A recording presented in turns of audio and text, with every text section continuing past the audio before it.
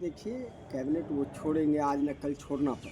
जी, इसके पीछे का मुख्य कारण जी, मुख्य कारण यह है कि जो एनडीए की सरकार चल रही है, दलित नेताओं का शोषण करती है, उपयोग करती है। जी, उपयोग करने के बाद जो महत्व देना चाहिए, वो हम महत्व नहीं देती है। जी, अब मान लीजिए कि कभी पशुपति कुमार पारस, कभी रामविलास पासवान, कभी जीतन राम मांझी, कभी रामदास अठावले, तमाम लोगों को आप देखिए जीतन राम मांझी को एक कैसा मंत्रालय दिया गया है, जी, जिस मंत्रालय से बिहार में वो कुछ भी नहीं कर सकते। जी, पशुपति कुमार पारस जी को कैसा मंत्रालय दिया गया है, जी, जिस विभाग से, जिस मंत्रालय के माध्यम से बिहार में कुछ नहीं कर सकते हैं।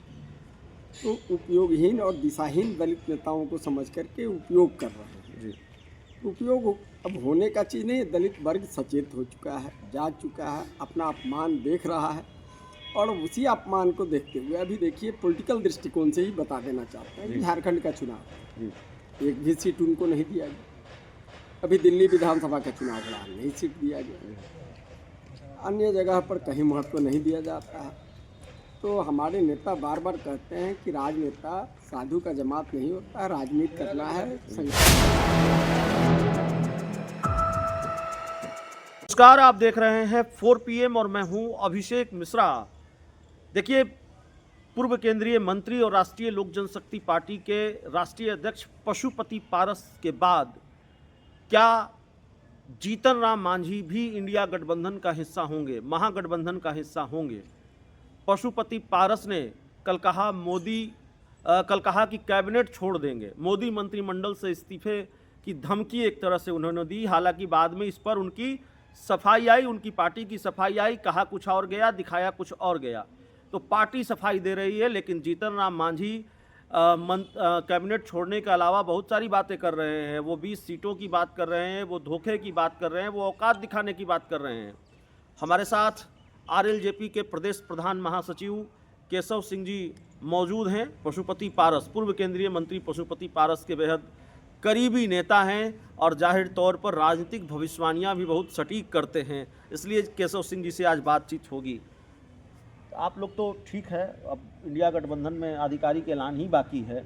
जिस तरह से घटनाक्रम है और लालू यादव से नज़दीकियां बढ़ी हैं हाल के दिनों में, पारस माफ़ कीजिएगा, मांझी जी भी आ रहे हैं क्या? देखिए, पहला तो जो सवाल कि हम लोगों का पार्टी का अपना अस्तित्व है। जी, रही बात कि लालू यादव से नज़दीकी पूर्व से है, जी, पहले भी हम लोग महागठबंधन के हिस्सा रहे हैं 2014 के पूर्व। जी, महागठबंधन के तमाम नेता हों, चाहे एनडीए के तमाम नेता हों, सभी लोगों से संबंध हमारा मधुर रहा है जी, और मिलना जुलना होता है। ठीक है कि नए साल 2025 के पहला सनातन धर्म का बड़ा पर्व मकर संक्रांति, जो कि पूरा देश भर में मनाया जाता है, उस पर्व का अवसर पर बिहार और उत्तर प्रदेश का जो दही चूड़ा का भोज होता है, आयोजन किया जाता है। उसमें हम लोग सभी को आमंत्रित किए। मुख्यमंत्री जी से समय मांग रहे थे, मुख्यमंत्री जी किस परेशानी से समय नहीं दिए। दोनों उप मुख्यमंत्री को बुलाए थे, लालू जी को भी बुलाए थे, कांग्रेस के भी नेता को बुलाए थे। महागठबंधन के नेता लोग आए, कुछ एनडीए के दूसरे और तीसरे लाइन के नेता लोग अवश्य आए, जी। लेकिन जो बड़े NDA नेताओं ने के दूरी बनाई, बीजेपी के बड़े नेताओं ने दूरी बनाई वोट से। निश्चित रूप से दूरी बनाई। जी, तो इसी पर आकलन किया जा रहा है। लेकिन हमारा 18 और 19 नवंबर का जो बैठक हुआ था, उसमें ये तय किया गया है कि हम समान दूरी बना करके चलेंगे। जी, हम अपना कार्यक्रम चला रहे हैं, अपना संगठन को मजबूती कर रहे हैं। विधानसभा वाइज हमारा सम्मेलन चल रहा है। अच्छा, समस्याओं माफ़ को कीजिएगा, लेकर मैं के आपको चल बीच रहा में रोक रहा हूँ। चलिए, जो सवाल है उसको फिर हम है। आगे और कंटिन्यू अब आ करेंगे। रहे हैं मांझी जी पर। नहीं, मैं मेरा सवाल ये है कि मांझी जी का कल वाला बयान आपने सुना है? मांझी जी का बयान स्वाभाविक है। देखिए, नहीं, उन्होंने जो कहा कि हम कैबिनेट छोड़ना पड़ेगा, आज जी, वो जी। कह रहे हैं कि नहीं नहीं, कैबिनेट की मीटिंग में शामिल होने को लेकर कहा। आपको ये बात पचती है? देखिए, कैबिनेट वो छोड़ेंगे आज न कल छोड़ना पड़ेगा। जी, इसके पीछे का मुख्य कारण जी, मुख्य कारण यह है कि जो एनडीए की सरकार चल रही है, दलित नेताओं का शोषण करती है, उपयोग करती है। जी, उपयोग करने के बाद जो महत्व देना चाहिए, वो हम महत्व नहीं देती। जी, अब मान लीजिए कि कभी पशुपति कुमार पारस, कभी रामविलास पासवान, कभी जीतन राम मांझी, कभी रामदास अठावले, तमाम लोगों को आप देखिए जीतन राम मांझी को एक कैसा मंत्रालय दिया गया है, जी, जिस मंत्रालय से बिहार में वो कुछ भी नहीं कर सकते। जी, पशुपति कुमार पारस जी को कैसा मंत्रालय दिया गया है, जिस विभाग से, जिस मंत्रालय के माध्यम से बिहार में कुछ नहीं कर सकते हैं। तो उपयोगहीन और दिशाहीन दलित नेताओं को समझ करके उपयोग कर रहे हैं। जी उपयोग अब होने का चीज़ नहीं है। दलित वर्ग सचेत हो चुका है, जाग चुका है, अपना अपमान देख रहा है और उसी अपमान को देखते हुए अभी देखिए पॉलिटिकल दृष्टिकोण से ही बता देना चाहते हैं कि झारखंड का चुनाव जी एक भी सीट उनको नहीं दिया गया। अभी दिल्ली विधानसभा का चुनाव लड़ा, नहीं सीट दिया गया। अन्य जगह पर कहीं महत्व नहीं दिया जाता है। तो हमारे नेता बार बार कहते हैं कि राजनेता साधु का जमात नहीं होता है, राजनीति करना है, संगठन का विस्तार करना है, विस्तारवादी तमाम दलों का नीति होता है। तो अपने विस्तार करने के लिए कोई कुर्बानी देकर के नहीं रहेगा। उनका संगठन का हित किया जा रहा है एनडीए की तरफ से, निश्चित रूप से वो एनडीए से दुखित है।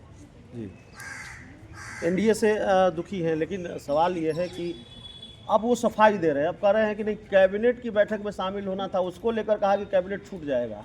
देखिए अंतरात्मा की जो आवाज़ निकल जाती है जी उसको कितना भी तोड़ा ममोड़ा जाए उससे कुछ नहीं होता है। वो अंदर से दुखित हैं, फिर दुख को प्रकट कर चुके हैं।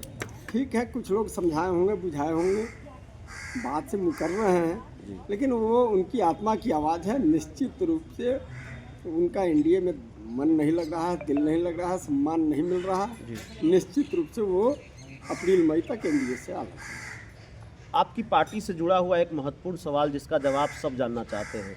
देखिए घटनाक्रमों के आधार पर अब ये बात पुख्ता हो चली है कि इंडिया गठबंधन के साथ मिलकर आप चुनाव लड़ेंगे विधानसभा का। सियासी गठबंधन होगा, आधिकारिक ऐलान ही बाकी है। लेकिन एक सवाल जो लोग जानना चाहते हैं, दर्शक जानना चाहते हैं, हम भी जानना चाहते हैं, अलौली की विधानसभा सीट को लेकर लालू यादव से बात हो गई अलौली विधानसभा सीट को लेकर?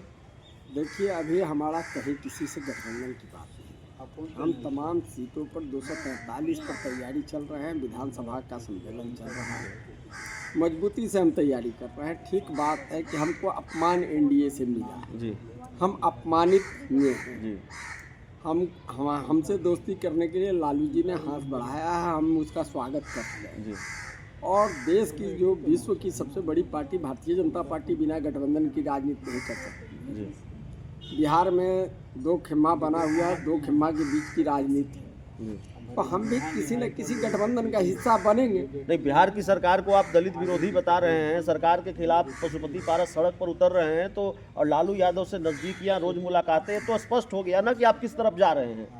देखिए ठीक बात है, जा रहे हैं, लेकिन ये सब अभी जो सीट का संख्या है, नहीं, सीट की संख्या मैं नहीं पूछ रहा हूँ। आपने अलौली का सवाल अलौली का सवाल है। अलौली तो मांगेंगे ना, अलौली पर तो बात होगी ना।